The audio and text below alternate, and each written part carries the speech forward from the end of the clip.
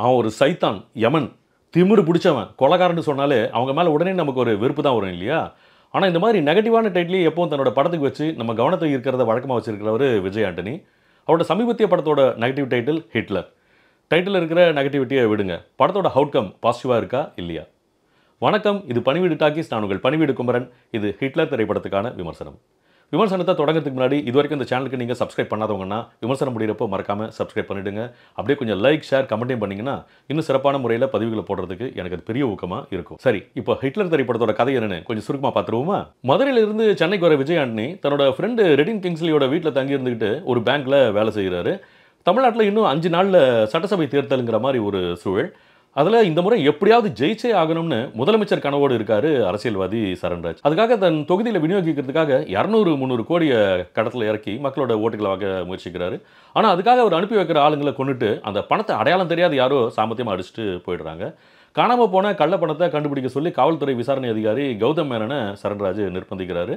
இதுக்கிடையில் ரியா சுமனை எதேச்சியாக சந்திக்கிற விஜய் ஆண்டனிக்கு அவங்க மேலே உடனே லவ் பற்றிக்குது. மௌனராகம் கார்த்திக் ரேஞ்சுக்கு அவங்கள இம்ப்ரெஸ் பண்ண என்னென்னமோ முயற்சி பண்ணுறாரு. ஆனால் ரியா சுமன் அவரை பார்த்தாலே தமிழ் சினிமா வழக்கப்படி அவ்வளவுக்கு அதிகமாக எரிஞ்சு விழுறாங்க. கடைசியில் தன்னோட காதலை விஜய் ஆண்டனி ஜெயிச்சாரா? சரண்ராஜோட கள்ளப்பணத்தையும் கொலைகாரனையும் கௌதம் மேனன் கண்டுபிடிச்சாரா? சம்மந்தம் இல்லாத இந்த 2 ட்ராக்கையும் ஒன்று சேர்க்குற மையப்புள்ளியாக இருக்கிற அந்த அதிர்ச்சி ட்விஸ்ட்டு என்னங்கிறது தான் கதை. ஆமாம், இதில் என்ன ட்விஸ்ட் இருக்குது? ஏற்கனவே தமிழ் சினிமாவில் பல தடவை அடித்து துவச்சி காயப்பட்ட அதே டெம்ப்ளேட் தானேன்னு யோசிக்கிறீங்களா? கரெக்ட். ஆனால் இதை படத்தோட டேரக்டர் யோசிக்காமல் போனதான் நம்ம துரதிர்ஷ்டம். அது புரியாமல் இன்டர்வல் பிளாக்ல நம்ம கொஞ்சம் கூட எதிர்பார்க்காத மாதிரியான ஒரு மிகப்பெரிய அதிர்ச்சியை கொடுக்குற மாதிரி நினச்சிக்கிட்டு ஒரு சர்ப்ரைசிங் ஷாக்கை ரிவீல் பண்ணுறாரு. ஆனால் முதல் காட்சியிலேருந்து இதெல்லாம் புரிஞ்சு நம்ம படத்தை பார்க்குறதால டேரக்டர் கட்டி காப்பாற்ற நினச்சி இந்த அதிர்ச்சிலாம் புஷ்ஷுன்னு போயிடுது. நிஜமாவே இதுதான் தமிழ் சினிமாவோட சாபக்கேடு. கமர்ஷியலாக ஒரு படத்தோட ஸ்க்ரீன் பிளே பயங்கரமாக ஹிட் ஆச்சுன்னா அது அந்த படத்தோட ஒரு மகத்தான ஃபார்முலா. அதை அப்படியே கொண்டாடி ரசிச்சுட்டு விட்டுடணும்.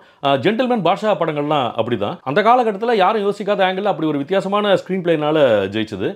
அதெல்லாம் ஒரிஜினல் மரியாதையோட அப்படியே இருக்கிறப்போ எதுக்கு இந்த காப்பி கேட் படங்கள்னு புரியல. ஹிட்லர்னு படத்துக்கு டைட்டில் வச்சாச்சு. ஹீரோவை சாதுவான ரொமான்டிக் பாயா காட்டியாச்சு.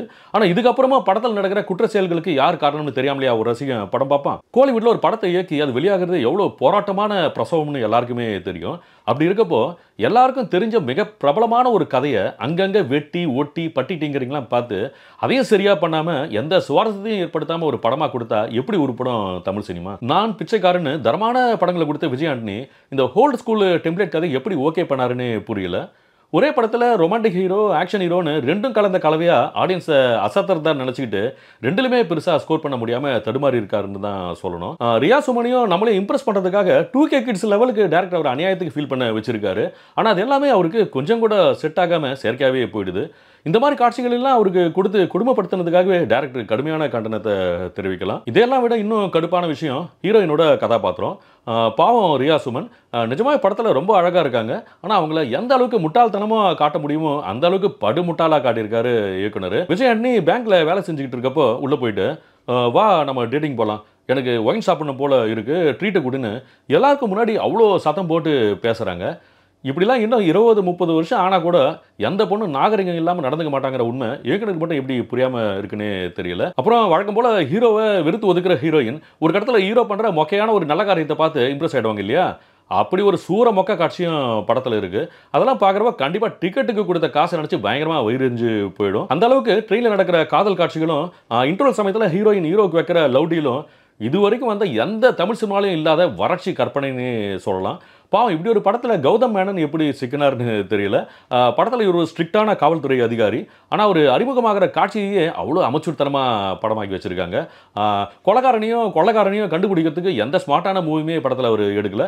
காரணம் அவரோட திறமைக்கு தீனி போடுற மாதிரியான ஸ்மார்ட்டான சீன் படத்தில் ஒன்று கூட இல்லை. அப்புறம் தமிழ் சினிமா நம்மளுக்கு பழக்கி வச்சிருக்க இன்னொரு முட்டாள்தனம், யாராவது வித்தியாசமான தோட்டத்தில் இருந்தால் அவங்கள காமெடின்னு நம்ப வைக்கிறது.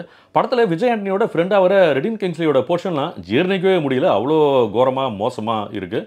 எந்த நம்பிக்கையில் இதையெல்லாம் காமெடி நம்பிக்கிட்டு டேரக்டரும் நடிக்கிறவங்களும் பண்ணுறாங்கன்னே புரியல. நிஜமாவே இந்த காட்சிகளை அவங்க சம்மந்தப்பட்டவங்கள பார்த்தா கூட சிரிப்பாங்களான்னு தெரியல. அவ்வளோ பேத்தலாக இருக்குது. டெக்னிக்கல் ஆஸ்பெக்ட்ஸை பொறுத்த வரைக்கும் இந்த படத்தோட ஒரே ஆறுதலான விஷயம் சினிமாட்டோகிராஃபி தான். கேமராமேன் நவீன் குமாரோட ஒவ்வொரு ஷாட்டும் அதோட லைட்டிங்கும் அவ்வளோ தரமாக இருக்குது. குறிப்பாக ஹீரோயினோட வீட்டில் ப்ளூ அண்ட் பிங்க் ஷேடில் வர காட்சிகளும் ஏற்கனவே அழகாக இருக்கிற ஹீரோயினை இன்னும் அழகாக காட்டுற அவரோட கேமரா கோணங்களும் லைட்டிங்கும் செமையாக இருந்துச்சு.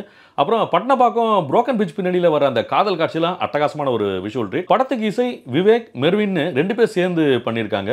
ஆக்ஷன் காட்சிகளோட பிஜிஎம்லாம் காது ஜவ்வு கிழிஞ்சு போகிற அளவுக்கு அவ்வளோ இறைச்சலாக போட்டு வச்சுருக்காங்க. அப்புறம் பப்பில் பாடுற மாதிரி ஒரு பாட்டு ஒன்று வரும். அது மனசோடையும் ஓட்டலை, வாயோடவும் ஒட்டவே இல்லை. அந்தளவுக்கு படு மோசமான ஒரு லிப்ஸிங்கு. கடைசியில் இந்த கொடுமையெல்லாம் தாண்ட மகா கொடுமையாக ஒரு விஷயம் நடக்குது. இது வரைக்கும் ஜென்டில்மேன் படத்தோட, பாஷா படத்தோட உல்டாவை தானே பார்த்துக்கிட்டு இருந்தோம்னு நினச்சா, படத்தோட கடைசி 20 நிமிஷத்தில் சிட்டிசன் படத்தோட அத்திப்பட்டு கதையெல்லாம் வேற கொண்டு வந்துடுறாங்க. இதுதான் படத்தோட ஓப்பனிங்லேயே அந்த ஆத்து வெள்ள காட்சியை வச்சிருக்கோமேனு டேரக்டர் பெருமைப்பட்டுக்கலாம். ஆனால் அதை விட தவறான ஒரு ஓப்பனிங் சீன் பிளேஸ்மெண்ட் வேறு எந்த படத்துலையுமே இருக்க முடியாது. ஏன்னா அதை காட்டுறப்பே படத்தோட பிரச்சனையும் அதோட தீர்வும் என்னவா இருக்குங்கிறது நமக்கு தெரிஞ்சு போயிடுது. அதே சமயம் அந்த காட்சி ஏற்படுத்துகிற தாக்கத்துக்கு கொஞ்சம் கூட சம்மந்தமே இல்லாமல் அதை முழுசாக மறக்கடிச்சிட்டு கதையை கொண்டு போகிறதால நாமளும் எதையோ எதிர்பார்த்து ஏமாந்து போகிற மாதிரி ஆயிடுது. ஒன்று இந்த ஓப்பனிங்கை அப்படியே கட் பண்ணிட்டு ஃப்ளாஷ்பேக்காக வர அந்த கடைசி 20 நிமிஷத்தோடவே சேர்த்து சொல்லியிருக்கலாம். அப்படி பண்ணியிருந்தா அந்த எமோஷன் நீர்த்து போகாம கண்டிப்பா ஒரு பெரிய தாக்கத்தை ஏற்படுத்தி இருக்கும். அதை விட்டுட்டு இப்படி துண்டு போட்டு பிரிச்சு போட்டதுனால எந்த இம்பாக்டையும் ஏற்படுத்தாத படு சுமாரான படமா பரிதாபமா நிக்கிறாரு ஹிட்லர். முதல்ல இந்த படத்துக்கு எதுக்கு ஹிட்லர்னு பேர் வச்சாங்கன்னே புரியல. ஹிட்லர் மட்டும் உயிரோடு இருந்திருந்தா தன்னோட பேரை களங்கப்படுத்தின குற்றத்துக்காக சரி வேணா விடுங்க. இந்த விமர்சனம் உங்களுக்கு பிடிச்சிருந்தா லைக் பண்ணுங்க, ஷேர் பண்ணுங்க, கமெண்ட் பண்ணுங்க. ரொம்ப முக்கியமா சப்ஸ்கிரைப் பண்ணுங்க. அதை விட ரொம்ப முக்கியமா நோட்டிஃபிகேஷன் பெல் ஐக்கன்ல ஹாலுங்கிற அந்த ஃபர்ஸ்ட் ஆப்ஷனை மறக்காம கிளிக் பண்ணுங்க. மீண்டும் அடுத்த ஒரு படம் திரைக்கு வரப்போ எவ்வளவு சீக்கிரம் முடியுமோ அவ்வளவு சீக்கிரம் உங்களை சந்திக்கிறேன். நன்றி, வணக்கம்.